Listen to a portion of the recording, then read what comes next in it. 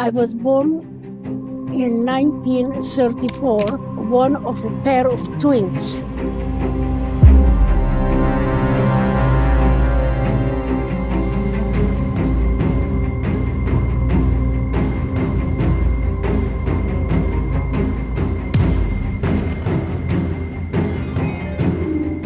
El 31 de enero de 1934, en un pequeño pueblo de Transilvania, Rumania, nació Eva Moses Kor y su hermana gemela Miriam. Junto a sus padres y sus dos hermanas mayores, eran los únicos habitantes judíos de la región y se convirtieron en víctimas de la persecución nazi cuando estos invadieron su país 10 años después. Hoy en este nuevo episodio de Historia Militar, te contaremos cómo fue que Eva y su hermana se salvaron de la muerte en el campo de concentración de Auschwitz y las secuelas de su cautiverio que acarrearon por décadas. Acompáñanos para conocer su historia.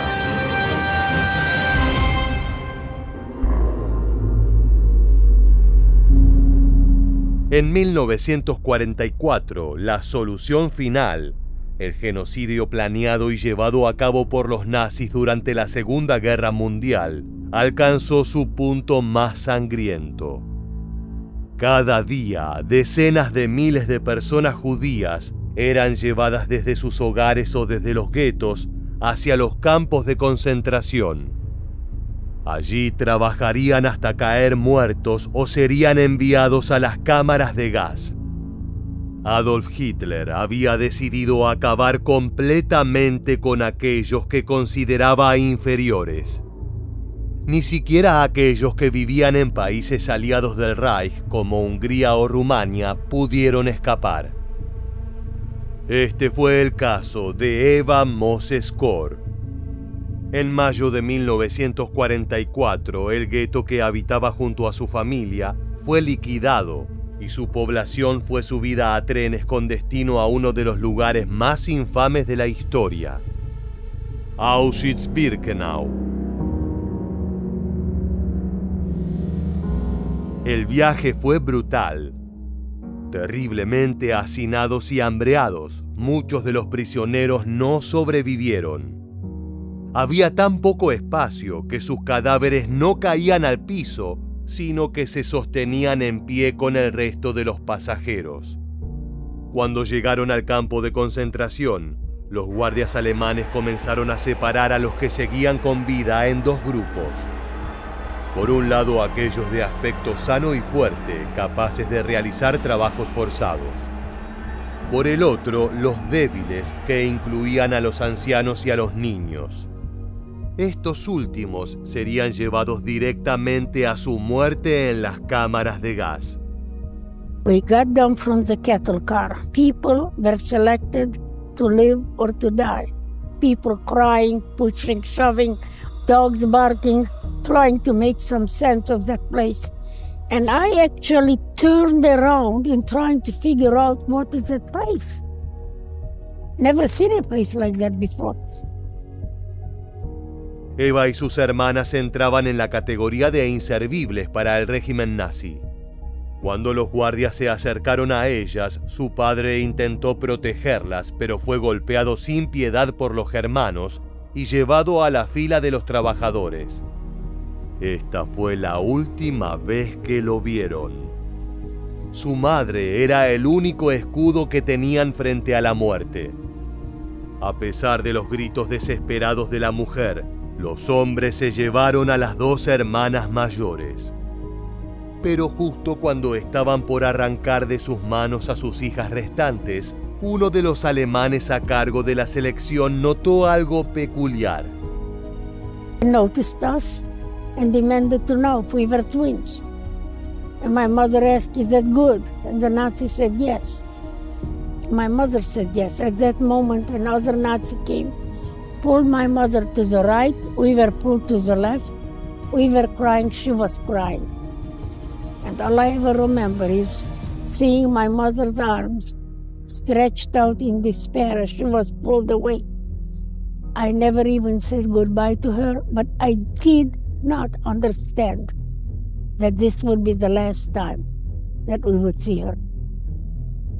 En solo media hora, la familia Kaur había sido destruida para siempre.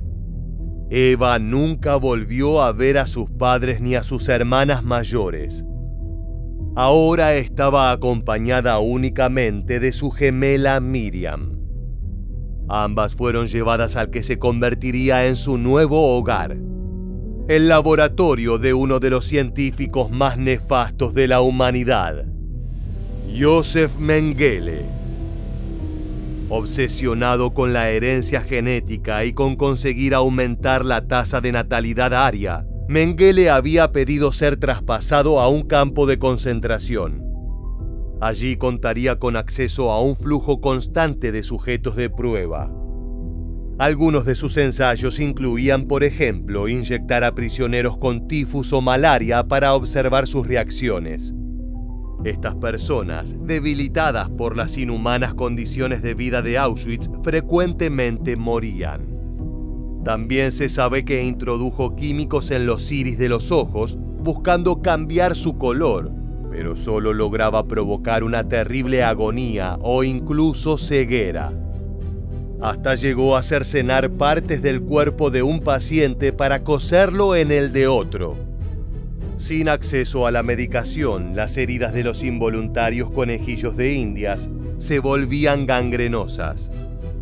Con su utilidad terminada, Mengele los enviaba a la cámara de gas sin una pizca de remordimiento. No es de extrañar que el doctor recibiera el apodo del Ángel de la Muerte. Sin embargo, su obsesión estaba en las condiciones genéticas anormales. Personas con ojos de distinto color, con mutaciones físicas, siameses y gemelos eran llevadas directamente a sus laboratorios. Fue por esta razón que Eva y su hermana Miriam se salvaron de morir. Mengele would count us every morning, and he wanted to know how many guinea pigs he had this day. I was used in 2 types of experiments. Monday, Wednesday, Friday. They would put me naked in a room with my twin sister and many other twins, up to 8 hours a day. They would measure every part of my body, compare it to my twin sister, and then compare it to chart. Sin embargo, esto solo era el comienzo de su agonía. Los gemelos eran sometidos a todo tipo de crueles experimentos. Uno de los ensayos favoritos de Mengele era inyectar a uno de los hermanos con alguna enfermedad. Luego extraía su sangre y la introducía en el cuerpo del otro para comparar su evolución. Si uno moría, el otro también era asesinado y sus cadáveres eran diseccionados. Eva y Miriam debieron sufrir este tipo de pruebas por meses. Imagínate por un momento cómo se habría sentido a tus 10 años recibir inyecciones constantemente sin saber cuál es su contenido, estando a la merced de estos sádicos médicos nazis. After one of those injections, I became very ill with a very high fever. My legs and arms were swollen and very painful. I was trembling as the August sun was burning my skin, and I had huge red spots covering my body. The next visit to the blood lab, they didn't tie my arms. Instead of that, measure my fever. And I was immediately taken to the hospital. The hospital was another barrack, but it was filled with people who looked to me more dead than alive. Mengele visitó a Eva durante su convalecencia en el hospital de Auschwitz, pero no fue por ninguna razón humana. Su única intención era chequear cómo progresaba la enfermedad. Cuando comprobó el estado debilitado de la prisionera, sin siquiera dirigirle la palabra, declaró: «Una lástima, es tan joven, morirá en 2 semanas. For the following 2 weeks, I have only one clear memory, crawling on the barrack floor, because I no longer could walk, and crawling to reach a faucet with water at the other end of the barrack. And as I was crawling, I would fade out in and out of consciousness, telling myself, I must survive, I must survive. After 2 weeks, my fever broke, and I felt immediately a lot stronger. It took me another 3 weeks before my fever chart showed normal. Desafiando la predicción del ángel de la muerte, Eva sobrevivió y pudo reunirse con su hermana. Afortunadamente no la habían enviado a las cámaras de gas, pero era obvio que algo oscuro había sucedido con ella. Cuando Eva le pidió que le cuente qué había ocurrido, Miriam se negó. No podía revivir su agonía. Solo décadas después sería capaz de contarlo. Su sufrimiento a manos de Mengele continuó por más de medio año hasta que en enero de 1945 el Ejército Rojo Soviético arribó a las puertas de Auschwitz. Los alemanes, incluido el sádico doctor, habían abandonado el campo cuando supieron del avance de su enemigo. Se llevaron consigo a miles de prisioneros, pero otros tantos quedaron atrás. Entre ellos se encontraban Eva y Miriam. Fueron unos de los 180 niños que habían logrado sobrevivir a este terrible centro de exterminio. Sin embargo, a pesar de que su cautiverio había llegado a su fin, lo que habían sufrido durante sus 9 meses en Auschwitz dejó secuelas que se sintieron por el resto de sus vidas. Ambas hermanas debieron luchar contra varios problemas de salud, producto de los sádicos experimentos a los que fueron sometidas. Fue durante una de estas emergencias médicas ocurrida en 1985 que Miriam se atrevió a contarle a Eva lo que le había ocurrido en esas 2 fatídicas semanas en las que su gemela estuvo enferma.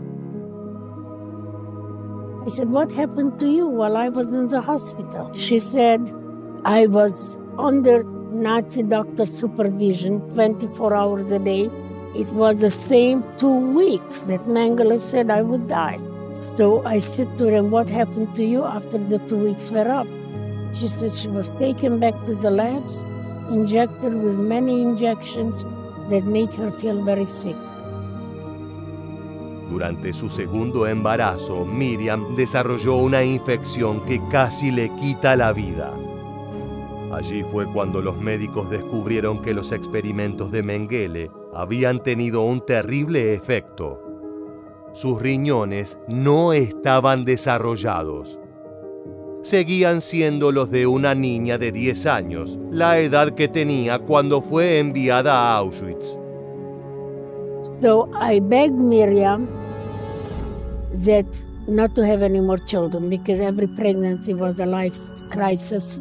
But she had a third child, and after the third child was born, her kidneys started to deteriorate, and by 1987 they failed, at which time I donated my left kidney. I had 2 kidneys and 1 sister, so it was an easy choice. Los médicos le dijeron a Eva que la única esperanza que tenían era encontrar sus archivos médicos de Auschwitz para saber qué era lo que los nazis les habían inyectado en sus cuerpos. Pero los alemanes habían quemado muchos documentos cuando evacuaron el campo, y otra gran cantidad se perdió en el caos de la liberación. El 6 de junio de 1993, tras años de lucha contra un cáncer renal, Miriam Kor falleció. La muerte de su gemela fue un golpe terriblemente duro para Eva. Habían estado juntas durante los peores años de su vida, siendo las únicas dentro de su familia que consiguieron sobrevivir tanto a Auschwitz como a Mengele.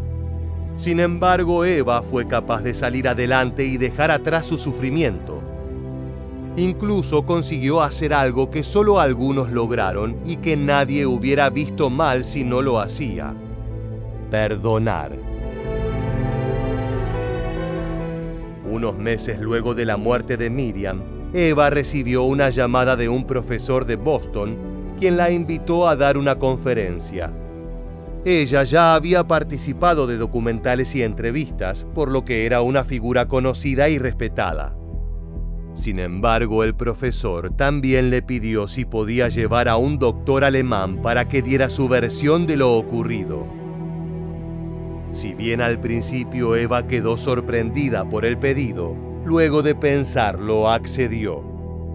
Así fue que llamó al doctor Hans Münch, apodado el Buen Hombre de Auschwitz. Si bien se negó a ir a Boston, invitó a la mujer a su casa en Alemania para una entrevista. Suddenly, I am asking, you were in Auschwitz. Did you ever walk by a gas chamber? Did you ever go inside the gas chamber? Do you know how the gas chamber operated?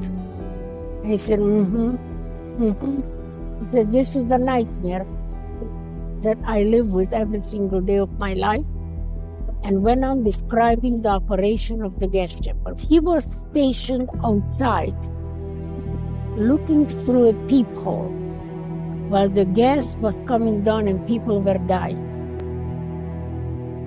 Münch fue uno de los pocos nazis sometido a juicio luego de la guerra y declarado como inocente. Este veredicto se dio en gran parte gracias a los testimonios de los sobrevivientes de Auschwitz, que declararon que varias veces el doctor había intervenido para salvar sus vidas. Si bien luego salieron a la luz otras fuentes que pusieron en duda esta supuesta bondad, el hombre que se entrevistó con Eva Kor pareció verdaderamente arrepentido de su papel en el Holocausto. En 1995, la mujer le pidió que la acompañara al antiguo campo de concentración. Allí Münch firmaría un documento que contenía lo que le había contado de las cámaras de gas. El doctor accedió inmediatamente. I will have an original document signed by a Nazi.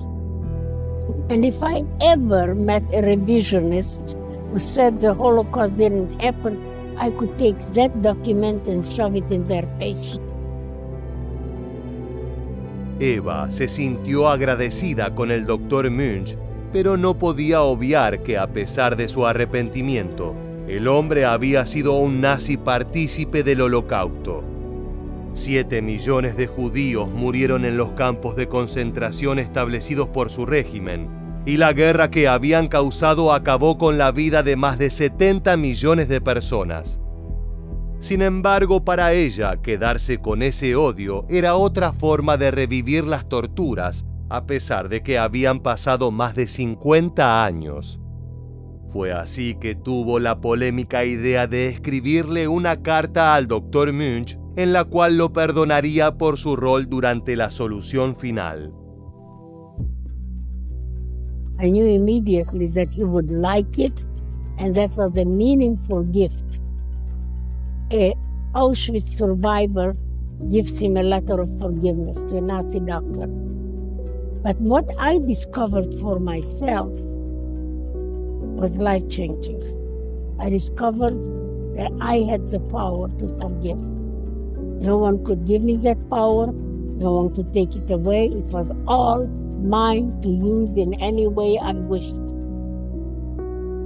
Según contó Eva, este fue el primer momento desde su cautiverio en Auschwitz donde se sintió con poder sobre su vida y no como una víctima. Escribir la carta no fue fácil. Le llevó 4 meses conseguir las palabras adecuadas. Debió pedirle ayuda a su antigua profesora de inglés para poder redactarla. Pero durante una de sus conversaciones, ella le dijo algo a Eva que cambió su punto de vista. Si bien Münch había participado del Holocausto, no había sido el responsable de los traumas que la habían atormentado toda su vida y causado la muerte de su hermana gemela. El verdadero causante había sido el doctor Josef Mengele, Eva no sabía si podía perdonar al ángel de la muerte. Su ex profesora le sugirió que una vez en su casa, imaginara que Mengele estaba junto a ella en su cuarto y que intentara perdonarlo. Picked up a dictionary and wrote down 20 nasty words, which I read clear and loud to that make-believe Mengele in the room. And at the end I said, in spite of all that, I forgive you.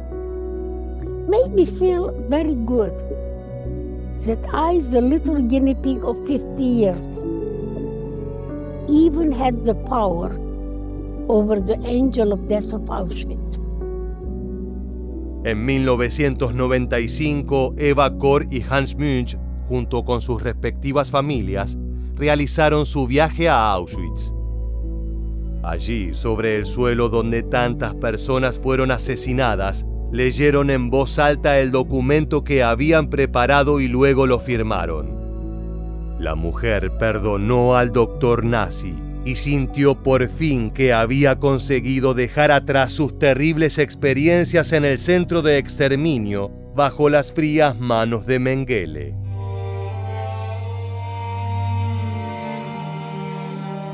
Su posición con respecto a sus captores estuvo cargada de polémica. La gran mayoría de los sobrevivientes del Holocausto prefieren entendiblemente olvidar el tema por completo. Los que lo recuerdan sostienen que los nazis no son dignos de perdón y que nunca deben dejarse de lado los crímenes cometidos por ellos. Esto incluye a aquellos supuestos buenos hombres como Hans Munch. Eva fue denunciada en varias ocasiones por otros ex cautivos, quienes criticaban su visión conciliadora. Sin embargo, Eva se mantuvo firme en su posición hasta su muerte el 4 de julio de 2019. But what is my forgiveness? I like it. It is an act of self-healing, self-liberation, self-empowerment. All victims, all hurt, feel hopeless, feel helpless, feel powerless. I want everybody to remember that we cannot change what happened. That is the tragic part. But we can change how we relate to it. Así llegamos al final de este video y queremos preguntarte: ¿crees que es correcto perdonar a los nazis a pesar de los crímenes que cometieron? Déjanos tu respuesta en la casilla de comentarios aquí debajo y no olvides suscribirte a nuestro canal para conocer muchos más sucesos militares que dejaron su huella en la historia.